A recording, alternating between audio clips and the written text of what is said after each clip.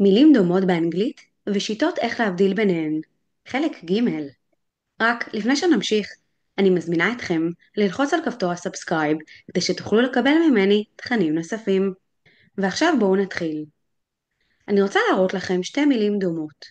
את המילה סופ, שזה מרק, ואת המילה סופ, שזה סבון. איך אנחנו יכולים להבדיל ביניהן? אנחנו יכולים לראות שבמילה סופ מרק יש לנו את האות U. האות U היא פתוחה, כמו קערה של מרק. אז נדמיין שאנחנו שופכים אליה מרק. אבל במילה סופ, סבון, יש לנו את האות A שהיא סגורה בדיוק כמו הסבון. נוכל גם לזכור שהאות A סגורה כמו הבועה, נכון? הבועה שיוצאת מהסבון. המילים הבאות זה המילים sing לשיר וסונג שיר. אני רואה כל כך הרבה תלמידים שמתבלבלים ביניהם. אז עכשיו אני הולכת לתת לכם שיטה שתעזור לכם. שימו לב שבמילה sing יש לנו את האות I, ובמילה song יש לנו את האות O. במילה sing האות I דומה לנו למיקרופון שהילדה שרה איתו. לכן נזכור שsing זה הפעולה שעושים, שזה לשיר.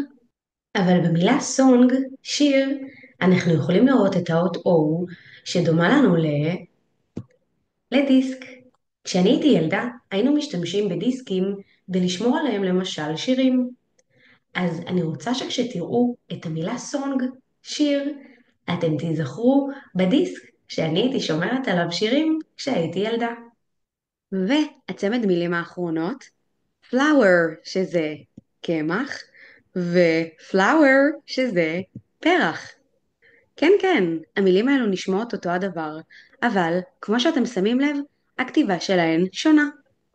במילה flower, קמח, נוכל לדמיין שהאות U היא כמו שק, שאליו שופכים את ה-flower, את הקמח. אבל במילה flower, פרח, נוכל להסתכל על האות W, ולזכור שאת האות W כשאנחנו כותבים בכתב יד, אנחנו כותבים בצורה כזו, נכון? האות W היא יותר עגולה. אז מה הקשר בין האות W לפרח? כדי לזכור, נוכל לדמיין פרח, שאותו אנחנו מציירים בצורה הזו. אוקיי? עשיתי עיגול, ואז לאחר מכן אני יוצרת את עלי הכותרת בעזרת האות W. תסתכלו איך אני עושה את זה.